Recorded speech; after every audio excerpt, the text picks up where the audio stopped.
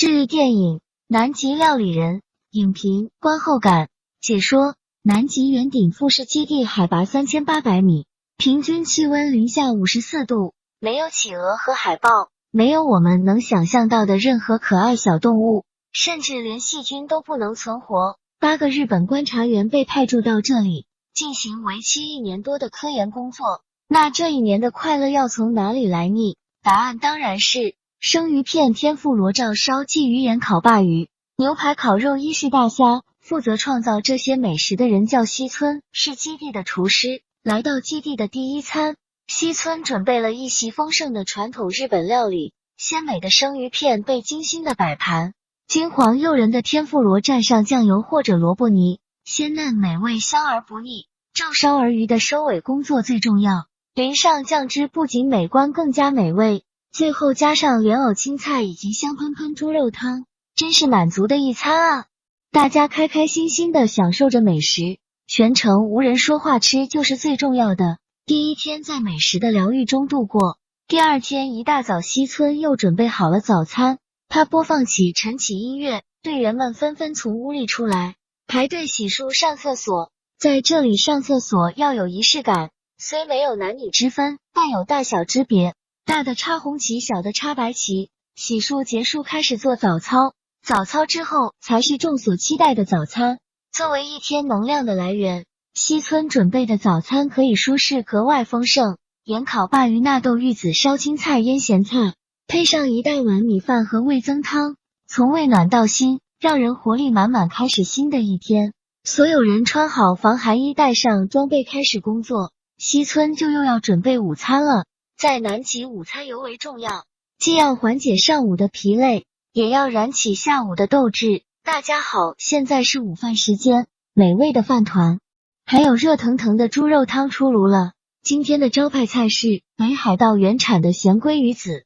各位有空的话，请到食堂享受美食。为了饭团和美味的猪肉酱汤，大家百米赛跑般冲回食堂。西村看着他们狼吞虎咽的吃相，心满意足的笑了。其中让西村笑得最开心的当属盆。盆之所以叫盆，就是因为他吃饭以盆为单位，吃着碗里的，看着锅里的，他的胃就像是无底洞，永远填不满。让西村比较担心的是主任经常不回来吃午餐。其实他的工作其实一点都不忙，就是喜欢待在车里看漫画小说。西村带着饭团带主任送来，送到时饭团已经变成冰团，这让主任郁闷的情绪更加难挨，心中万千怨念最终化成一股不雅之气，刹那间整个车厢都馊了。西村赶紧打开车门，通气冻死总比熏死强。其实西村很理解主任的烦闷，他们都不是自愿来南极的。西村有一个幸福的家庭，妻子温柔贤惠，儿女成双，工作又很顺利，还可以天天和家人相伴，这样的生活简直不要太幸福。然而意外却降临了。一个同事从小梦想着去南极，历经多年终于申请到了去南极当厨师的名额，他太开心了，可惜乐极生悲，出了车祸。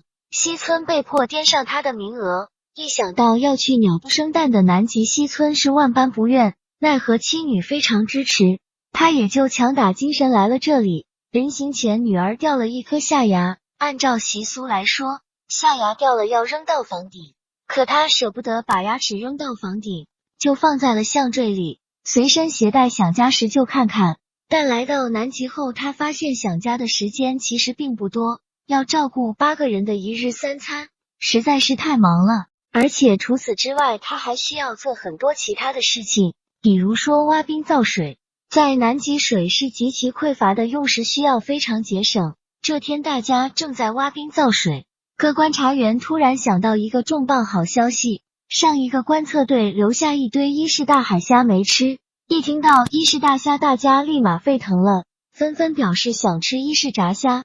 西村告诉他们，这种虾要做刺身或者清蒸最好吃，没想到被全票否决。大家一边喊着伊势炸虾，一边铲雪，瞬间干劲十足，热情满满。但晚上当伊势炸虾上桌的时候，大家彻底懵了，他们不知道原来伊势大虾这么大呀。西村忍不住闷笑，吃这一方面没人比我更懂，看你们以后听不听话。而彭河队长用实际行动给了他答案。不听就不听。彭河队长半夜偷吃，不光偷吃还吃的是拉面。由于南极气压极低，水煮到80多度就沸腾了，所以煮出来的面条都是加生的。就算这样，彭河队长还是照吃不误，真的是视拉面如命啊。西村管不了他们，开始研究起厨房那块上好的牛排肉。正逢本要过生日，而他又最爱吃烤肉，西村决定将这块牛排肉烤着吃，只是厨房的火候太小，压根烤不动这块肉。于是西村将肉绑在铁棍上，涂满食用油点燃，没想到这瞬间激起了他们的童心。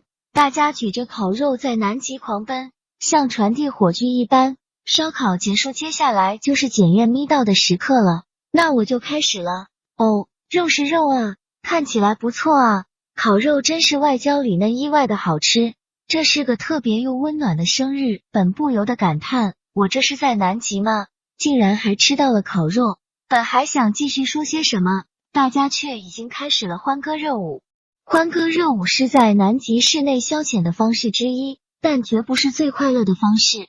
本盆等4人最爱的还是研究中国文化，他们成立了中国文化研究会，有事没事就打打麻将，烂牌不慌开打3张，抓抓想想再定方向。队长、主任和医生他们3个对此不感兴趣，更热衷于看电视、偶像剧、家庭伦理剧，来者不拒。至于落单的西村，他是整个基地最忙的人，热衷于在厨房创造美食与幸福，偶尔他也会到外面创造。将果汁撒到雪地上，那就是天然的刨冰。怎么样？不过这样的美食并不是每天都能吃到，因为在南极1到6月就见不到太阳了。在被称为极夜的时期里，基地几乎每天都被黑暗包围。每当6月下旬，基地都会举行中冬祭，来庆祝南极冬至的到来。大家西装革履地坐到餐桌前，老大为他们端上带有香醋沙司的法国顶级鹅肝，配上红酒以及悦耳悠扬的古典乐，仪式感满满。西餐固然好吃，可对这群糙老爷们来说未免有些拘束。大家最爱的还是当属中华料理。作为主食，西村为大家推备了喷香可口的烧麦。彭和医生前来帮忙，一边喝啤酒一边做烧麦，闻着新鲜出炉千烧虾仁的香气，馋虫被彻底勾了起来。再加上开胃下饭的青椒肉丝，清新爽口的拍黄瓜，让人回味无穷，幸福感十足。时间在享受美食的过程中悄然逝去。距离回国还有235天的时候，基地发生一件大事。在彭和队长日夜偷吃拉面的情况下，1整年的拉面被他们提前吃光，没了拉面，队长一下就病倒了。哪怕是鲜美的大螃蟹，也无法抚慰他想吃拉面的心。队长平夜来到西村的房间，眼含热泪哽咽，我的身体离不开拉面，如果不能吃拉面，我就没有活下去的乐园。没有办法，西村只能开始研究面条，和面、醒面、擀面、切面。当热腾腾的拉面上桌，队长都等不及人来拳，就一口接一口的狼吞虎咽起来。刹那间，屋子里只剩吃面条喝汤的声音。突然，老大兴冲冲地跑进来喊着，外面有极光出现，太美了。队长却只回一句，管他们面条会凉的。其他人也纷纷说到面条会凉的，老大便也坐下来大口吃面，很是乖巧听话。虽然大家称呼他为老大，但他才是8个人中年龄最小的，是在读的研究生。来之前有个女友，在南极往日本打电话1分钟要740日元。起初老大每回给女友打电话，都得拿着沙漏计时，每次时间都到了，可还是有好多话没讲。后来沙漏的时间还没到，2人就已没话可说。再后来接通电话，2人却只是沉默。最后女友告诉他，我喜欢上别人了。老大难过的脱了衣服，躺在雪地上要死要活，可闹过之后又重燃斗志，将主意打到了素未谋面低阶线小姐姐身上。每次老大给女友打电话，都是小姐姐转接的，所以也总能听到小姐姐的声音。他向小姐姐告辞，我一直能听到你的声音，请假带我吧。小姐姐把他当神经病，挂断了电话。他锲而不舍地继续拨打。在南极生存吗？没点毅力可还行。南极漫漫长夜老大在努力的找小姐姐聊天，其他人也各有小秘密。谭最近爱上了黄油，不顾糖尿病半夜起来偷吃，主任毫不珍惜水资源，总是洗澡浪费。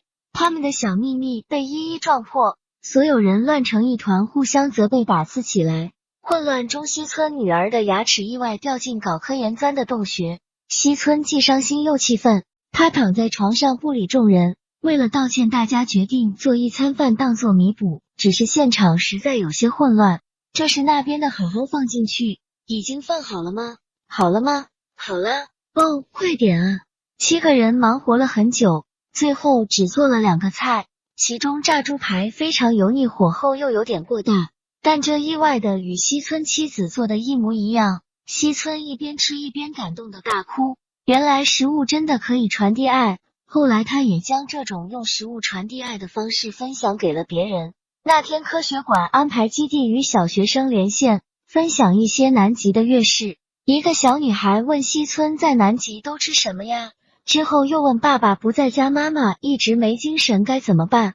西村回答，你就带妈妈做点好的吧，因为吃了好吃的东西就会有精神了。西村不知道的是，电话那头的小女孩就是他心心念念的女儿。西村慢慢适应并喜欢上了南极的生活。在某个特别的早上，他又准备一餐典型的日式料理，大家没有像以往一样埋头就吃，而是说说笑笑，说的都是生活上的琐事，让人看不出一丝异样。然而就在这餐之后，大家都各奔东西。没错，这是散伙饭。西村回到了家，剪了头发，剃了胡斑，变成了一个普通的大叔，能正常的上街，正常的用水，正常的让他不清楚自己是否真的去过南极。某天，西村一家4口到游乐场玩耍，休息时妻子给大家都点了汉堡，又说到女儿马上就要过生日，会举办 party， 希望到时西村能够做饭。西村先是愣了一下，